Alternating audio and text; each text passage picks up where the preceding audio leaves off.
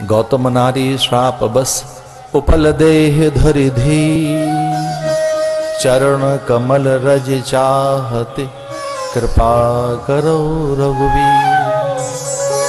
गौतम नारी श्राप बस, जिस पत्थर को आप देख रहे हैं टकटकी लगाकर, हे राम, हे प्रभु, ये गौतम नारी है। गौतम नारी श्राप बस। कल्पना तो करके देखो, तो कोई आपसे, आपके अपने एक घंटे के लिए न बोले, आपके घर में आपसे कोई अपने एक घंटे के लिए न बोले, आप कितने व्याकुल हो जाएंगे। एक कोने में बैठा दिया जाए आपको एक दिन भर के लिए, सब मुंह फेर लें आपसे, आप कैसे हो जाएंगे? पत्थर जैसे। फिर कोई कभी ना बोले आपसे, आपके अपने न बोलें आपसे, खग मृग न बोलें, जीव जंतु न बोलें। गौओं का झुंड चला तो गया था वहां से, वो कितना भयानक श्राप। मयूर उड़कर चले गए, कागा उड़ गए, कपोत वहां रहे नहीं। वो सुख सारिकाएं जिन्हें वो ऋचाएं पढ़ाती थी अहिल्या, वो भी वहां कहां रही? मीन इसलिए नहीं रही कि जल सूख गया, न कोई फूल थोड़ी खिलते थे। इतना भयानक श्राप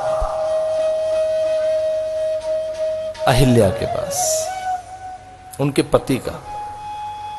क्रोध जानते हो क्या है? एक हिंसक वृत्ति है, मारक वृत्ति, दाहक वृत्ति। क्रोध से बड़ी कोई हिंसा हो नहीं सकती। बड़ी हिंसक वृत्ति है क्रोध। कब पैदा होता है? जब कामना की पूर्ति नहीं होती, हित पर चोट लगती है। जब कामना की पूर्ति नहीं होती, जब आपके भीतर में कोई कामना है और वो पूरी नहीं हुई, तब क्रोध आता है। अहिल्या के अनिंद सौंदर्य को देखकर एक बार इंद्र उन पर आसक्त हो गए और अहिल्या की निकटता के लिए गौतम जैसा वेश बनाया। ये भारत की नारी ऐसी है जिसके पास में अनिंद सौंदर्य है, लज्जा, शील, संकोच, परंपराओं के निर्बंध, सिद्धांतों का अनुगमन, मूल्यों से कभी संधि न करने वाली नारी बहुत सुंदर दिखती है। लज्जित होती हैं अप्सराएं, सुरबालाएं, देवललनाएं, रंभा, तिलोत्तमा, उर्वशी आदि अपने भीतर में सौंदर्य को फीका पाती हैं। लज्जित होता है उनका मन। एक ने तो 3 देवताओं को धकेल दिया, ये कहकर जाओ। एक वृत्ति ने 3 देव, ब्रह्माणी, रुद्राणी, रमा के कहने पर तीनों देवता धरती पर उतर कर आए। अनसुईया से इतना बड़ा बदला लेने के लिए, पता तो लगे कैसी है, देखें। द्वार पर जाना, भिक्षा मांग कर आइए, और वो नारी दुधुमुहा बच्चा बना लेती है। चतुरानन का चातुर्य, पंचानन की पवित्रता, विष्णु का विस्तार सब सिमट कर रह गया। बौने बन गए, 6-6 महीने के बच्चे। भारत की नारी ऐसी बड़ी सहज अहिल्या, कोई दोष नहीं। यज्ञ में आहुति डाल रही है, यज्ञ की जो आहुतियां, ज्वालाओं से एक तेज। इंद्र ने देखा कि ऐसा तेज, ये अलौकिकता, ऐसी दीप्ति, ये आभा, मस्तक पर ये प्रभा, ऐसा अद्भुत आकर्षण जो सच्ची में नहीं, इंदिरा में नहीं, देव ललनाओं में नहीं, सुरबालाओं में नहीं। ये कौन नारी है? आदर होना चाहिए था उस नारी का, न कि उसकी निकटता और उसकी संगति की कामना। रात को चुपके से वेश बदल कर आ गए। वैसी आकृति, अनुकृति, प्रतिकृति, वैसी आकृति, अनुकृति, प्रतिकृति, वैसे अनुरूप, समरूप, वैसा प्रारूप, वैसी देह, वैसे नेत्र, वैसी भंगिमाएं, चुबुक, हनु, ओष्ठ, वैसी भुजाएं, वक्षस्थल, ठीक उसी प्रकार का रूप। कब प्रकट हुए? जब अनायास अर्धरात्रि के समय ऐसा लगा गौतम को कि सवेरा हो गया। मुर्गा बोलने लगा, कुक्कुट का स्वर, भोर हो गई, आधी रात के समय। कमंडल उठाकर भागे। अहिल्या सो रही है ये जानकर ठीक है, लेकिन कभी ऐसा हुआ नहीं कि भोर हुई और मेरी आंख न खुली। भागे कमंडल लेकर और गंगा के तट पर एक डुबकी लगाई। आकाश में देखा, नक्षत्र समझ नहीं आए, ग्रह और तारे समझ नहीं आ रहे हैं। नभोमंडल में कोई विकृति दिखाई दी। उनके भीतर एक शंका पैदा हो गई कि नभोमंडल में विकृति है। आज पूरा आकाश मेरे समझ नहीं आ रहा है। चंद्र को आकाश में होना चाहिए, वो है नहीं। और जब राजा ही संयम खो बैठा हो, जब राजा ही अपने स्वामी के अधीन होकर और अपकर्म का सहकार कर रहा हो, उसमें सहभागी हो, तब कैसा रहा होगा। बड़ा शंकित मन गौतम का। वो भागे गंगा के तट से और उधर इंद्र गौतम बनकर मुख से आवरण भंग कर रहे थे। वो चेहरे से वस्त्र उतार रहे थे। ये दृश्य है। अहिल्या समझ नहीं पाई कौन है। अपने पति को इतना निकट फिर से पाकर कह रहे, वो तो अभी तो गए थे कुछ पल पहले, मेरा पति गंगा की ओर, और ये फिर से यहां। और भोर में तो ऐसा आचरण कर भी नहीं सकता मेरा पति, ब्रह्म मुहूर्त में कि मेरा आंचल उघाड़े और मेरे रूप की प्रशंसा करे। ये कौन है। मेरे पति में ये कैसी भावना पैदा हुई है। और फिर झटपट द्वार पर फिर से एक और पति दिखाई दिया अहिल्या को, एक और गौतम। अब वो दो पति दिख रहे हैं एक जैसे। एक के नथने फूल रहे हैं, एक के माथे पर भयंकर आवेश है, मुट्ठियां भिजी हैं। दूसरा दैन्य है, दूसरे में एक पश्चाताप की भावना है, ग्लानि, अपने अपकर्म दुष्कर्म के प्रति ग्लानि। और एक पति कैसा है जिसको क्रोध है। अहिल्या समझ नहीं पाई कि मेरा ऐसे आंचल उगाड़ने वाला, मेरे ये मुंह से आंचल उगाड़कर मेरे रूप की प्रशंसा भर करने वाला प्राणी इतना दयनीय क्यों है। और वो एक प्राणी है, इनमें दोनों में कौन मेरा पति है, समझ नहीं पा रहे थे।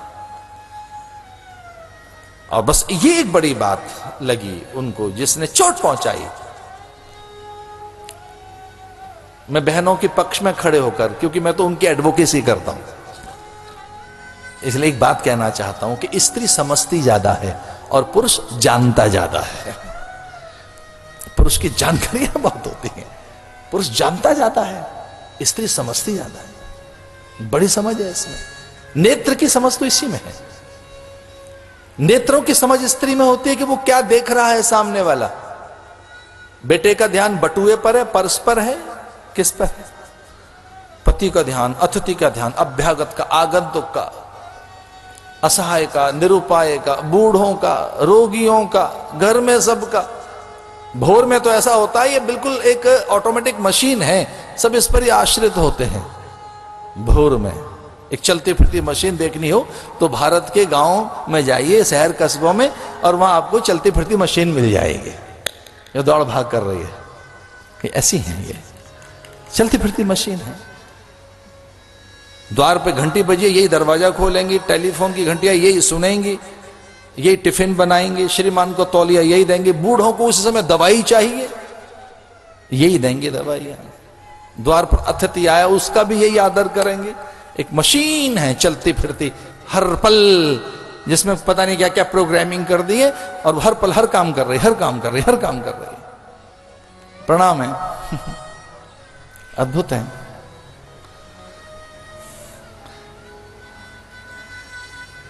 ये बात कहते हैं वाल्मीकि रामायण में गौतम कि तू दृष्टि नहीं समझ पाई, ये तेरा दोष है।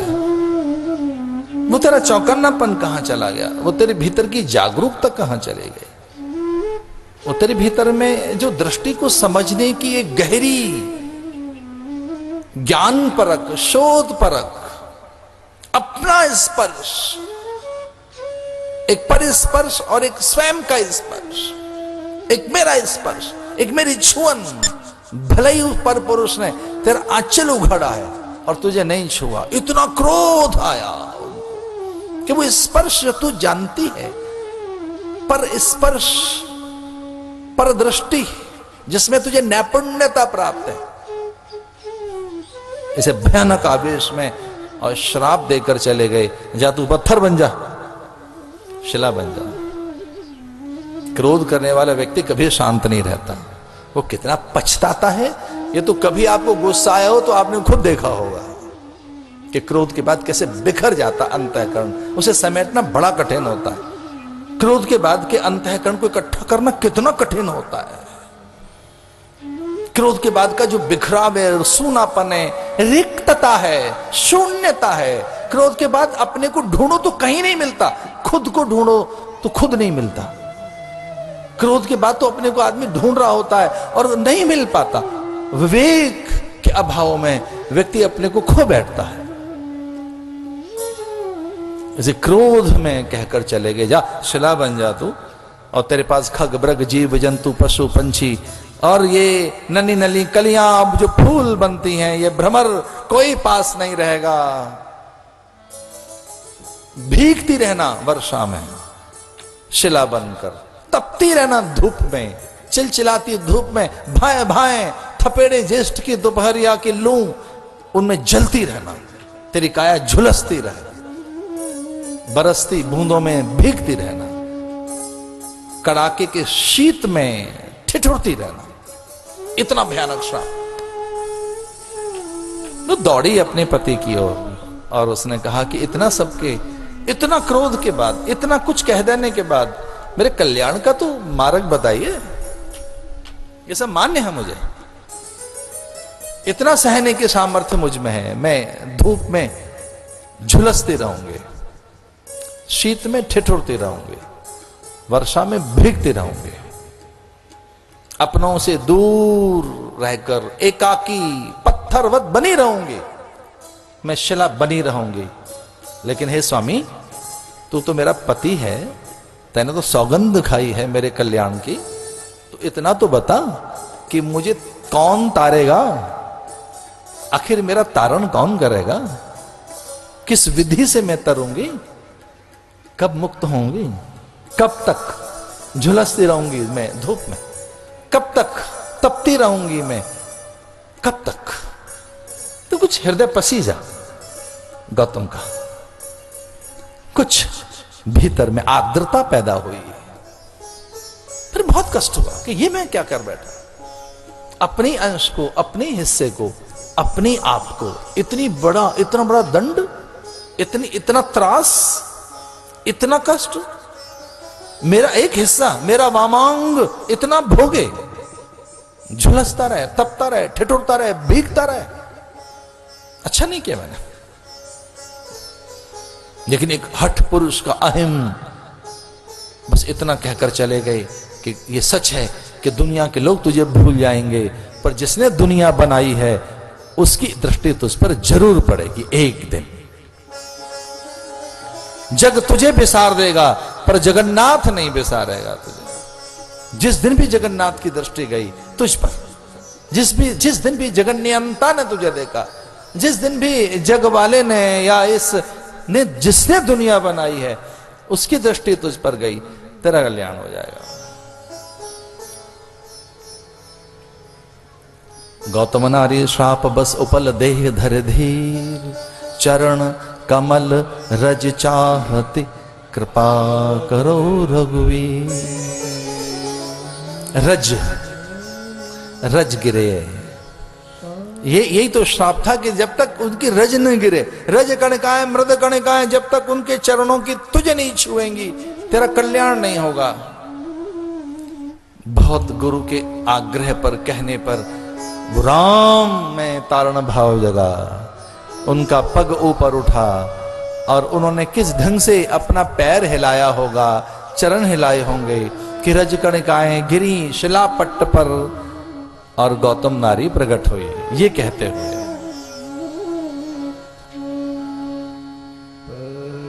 सतपद पावन शोकन सावन प्रगट भई सही परसद पद पावन शोकन सावन प्रगट भई देखत रघुनायक जन सुखदायक सन्मुख होई हाथ जोड़कर नारी कहने लगी कि हे देव, तेरे स्पर्श से मुझे फिर से जीवन मिला है। ध्यान रखना, कई बार अपनों का स्पर्श जीवन दे देता है। अपनों का स्पर्श। बहुत दिनों के बाद बेटी आए ससुराल से और मां के अंक से लिपट जाए तो मां उसके स्पर्श से अनुमान लगाती है कितनी सुखी दुखी है। बहुत दिनों के बाद जब बेटी घर में लौटती है, मां से जब लिपट चिपट जाती है, अपनी बहन से, कई बार तो भूल जाती है, अपने भाई से लिपट जाती है, पिता के पास आ जाती है और उसका स्पर्श जब मिलता है पिता को, जब उसके माथे को हौले से सहलाता है पिता, या कई बार यूं ही उसका हाथ हाथ में लेकर जब उसे चूम लेता है उसका पिता, या मां जब पूरा अंक में भर लेती है अपनी बेटी को, तो वो जान जाती है कि बेटी का दर्द कितना, इसके अभाव कितने, ये कितनी सुखी है, ये कितनी दुखी है। अपनों का स्पर्श अद्भुत स्पर्श। रोग के समय जब बालक के माथे को चूम रही होती है मां, तपते मस्तक पर जब उसके ओठ रखे जाते हैं, बालक को औषधि नहीं चाहिए, इस प्रकार का स्पर्श चाहिए, थपकी चाहिए, कभी कभी लोरी चाहिए बालक को। बालक खेल कूद में कई बार ऐसे ही गिर पड़ता है, चोट लग जाती है, खेलते खेलते गिर पड़ा बालक, कभी उसे चलना आता नहीं, गिर पड़ता है बालक की उंगलियों में कई बार चोट, कई बार घुटने में, माथा, मां उसके चूम लेती है, हाथ धूल झाड़ देती है। एक कोई मुझसे पूछ रहे थे झाड़ फूंक क्या होती है, मैंने कहा झाड़ फूंक बस मां को आती है, बालक के कपड़े झाड़ देगी और जहां चोट लगी वहां फूंक मार देगी, इसी का नाम है झाड़ फूंक, और कुछ झाड़ फूंक नहीं है। बालक के कपड़े झाड़ दिए, जहां चोट लगी हल्की से फूंक मार दी, इससे बड़ी कोई थेरेपी हो सकती, इससे बड़ी कोई थेरेपी, इससे बड़ी कोई चिकित्सा, कोई इससे बड़ी चिकित्सा नहीं हो सकती। अपनों का स्पर्श, अपनों से प्रीति, अपनों से आदर। तो एक अपने ने कितनी गहरी चोट दी, इतना तिरस्कार, इतनी अवमानना, इतनी उपेक्षा, इतना भयानक श्राप पति ने, और वो परमेश्वर आया कि उसने स्पर्श किया। परसद पद पावन शोक नशावन, सारा शोक चला गया।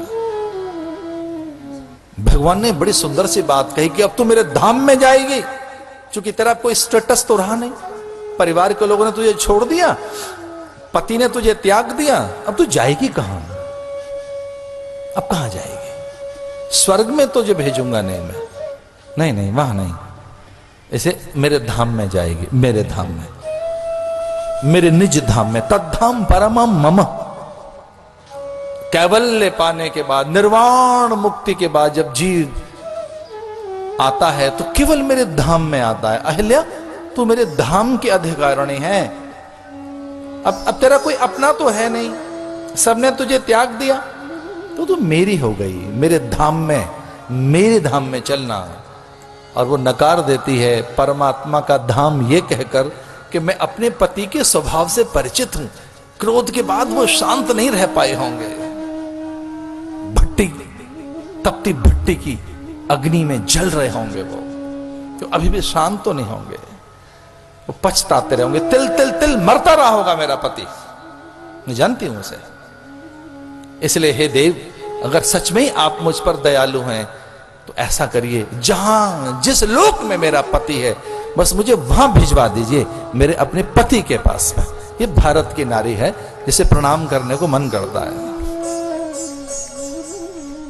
मैं आपके धाम में नहीं जाऊंगी, नहीं नहीं नहीं, तब तक नहीं जाऊंगी जब तक उसे शांत न कर दूं।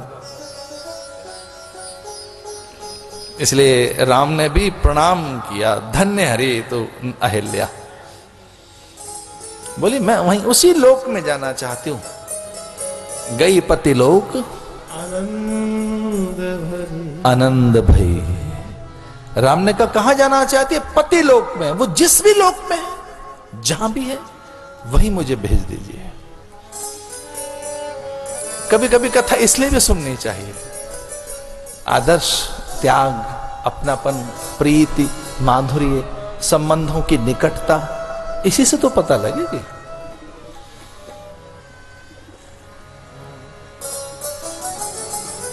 सामने गंगा है,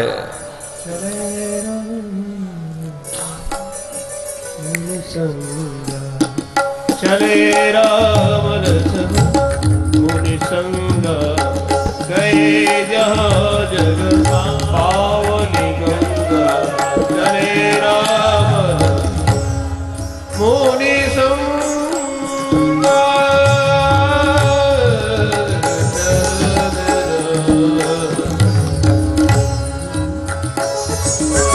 चले राम मुनि संगा, गए जहाँ जग पावनी गंगा।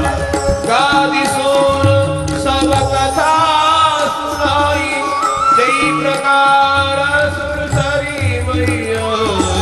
चले राम मुनि संगा। अहिल्या उद्धार के बाद जो कुछ सामने है, तुलसी बाबा लिखते हैं गंगा सामने है। गंगा सकल मुद मंगल मूला, सकल मुद मंगल मूला, गंगा सकल मुद मंगल मूला। गंगा सकल मुद मंगल मूला, सब सुख करनी हरनी भवशूला। सब सुख करनी हरणी भवशूला। गंगा सकल मुद मंगल मूला, गंगा सकल मुद मंगल मूला। सब सुख करणी हरणी भवशूला। गंगा सकल मुद मंगल मूला,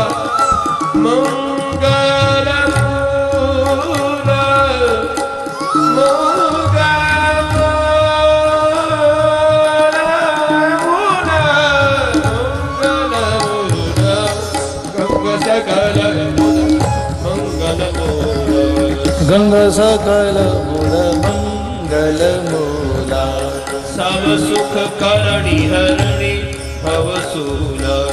सब सुख करणी हरणी भवशूला।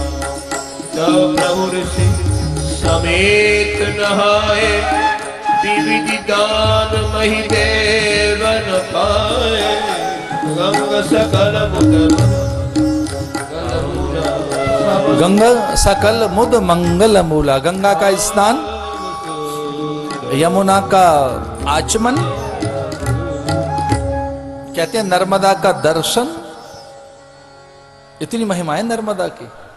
गंगा का स्नान, यमुना का आचमन, नर्मदा का दर्शन, नर्मदा के दर्शन। धन्य आप भी, आपके यहां भी वैन गंगा, ये मां गंगा तो यहां भी है।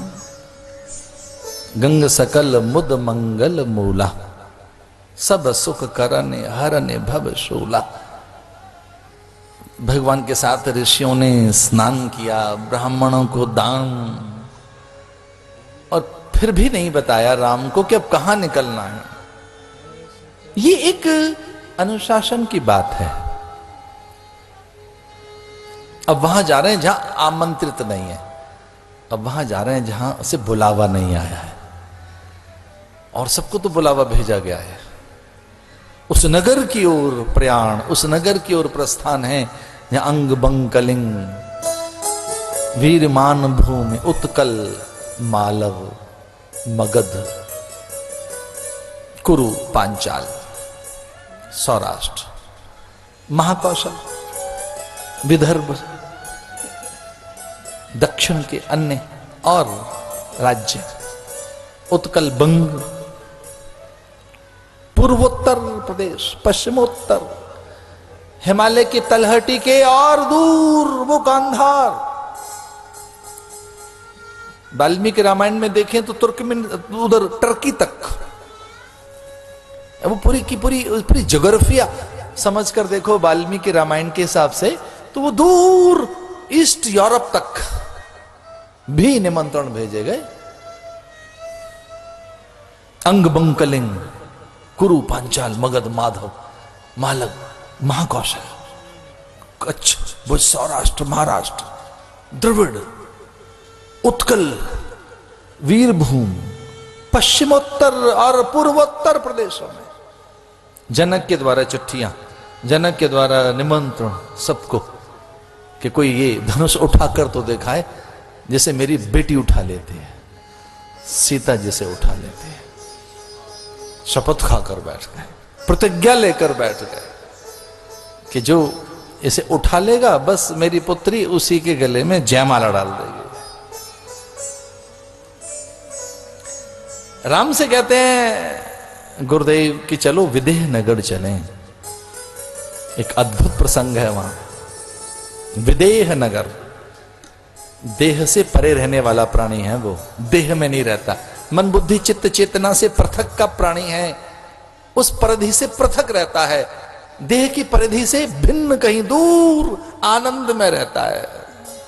कभी ज्ञानी के गांव में जाकर तो देखो, ज्ञानी के गांव में क्यों, उसके घर में जाकर देखो, समाधि मिलेगी आपको, आनंद मिलेगा, अनुराग मिलेगा। बड़े संयम में जीने वाले किसी प्राणी के पास कुछ पल भर तो बैठकर देखो, प्रसन्नता से स्नात हो जाओगे, प्रकाश स्नात, नाचने को मन करेगा, मीठा मीठा अनुराग, आनंद, गुदगुदी सी लगेगा, सब कुछ मिल गया आपको। लगेगा कि हिमालय से उच्चता आपके पास है, सागर से गहराई आपके पास है, लगेगा समुचित धरा के बादशाह आप हैं, पूरा ऐश्वर्य और उसके भोक्ता एकमात्र आप हैं। एक बार किसी ब्रह्मज्ञानी के पास बैठकर तो देखो, कुछ पल के लिए। साधुनाम दर्शनम पुण्यम, जिसने अपनी इंद्रियों को साध लिया हो, जिसके भीतर कभी भोगेच्छाएं न जगती हो, संसार सदा के लिए जिसका खो गया हो, जिसके भीतर में धुधु करती वैराग्य की अग्नि जलती हो और समूची कामनाएं पल पल में वहां उपज कर ढेर होती रहती हो, किसी ऐसे वीतराग, किसी ऐसे तत्वदर्शी के पास जो श्रोत्रिय हैं, ब्रह्मनिष्ठ हैं, उनके निकट बैठकर तो देखो एक बार,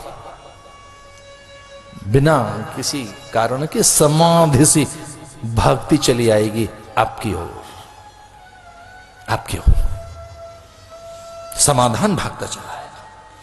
अभी गरुड़ जी वहां पहुंचे कहां है, उससे पहले उनका समाधान हो गया, काकभूषुंड के आश्रम में पहुंचने से पहले ही समाधान हो गया। वो ज्ञानी के गांव में, ज्ञानी के नगर में जा रहे हैं, जहां इंद्रियों का शोर नहीं है, हल्ला नहीं मचाती हैं, जहां इंद्रियां हर पल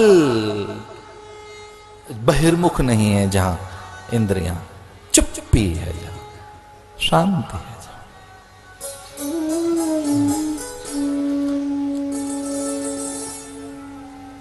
एक एक राजा आता गया, उसके सम्मान सत्कार में जनक ने रथी, अतिरथी, महारथी, अमात्य, श्रेष्ठी, साहूकार, सामंत, क्षत्रप,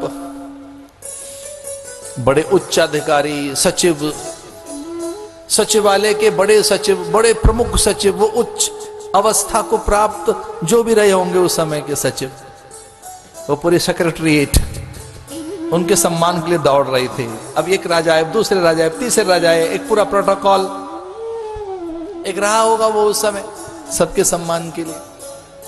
वो तो कभी कभी हमारे लिए भी हो जाता है, जब हम लोग स्नान करने जाते हैं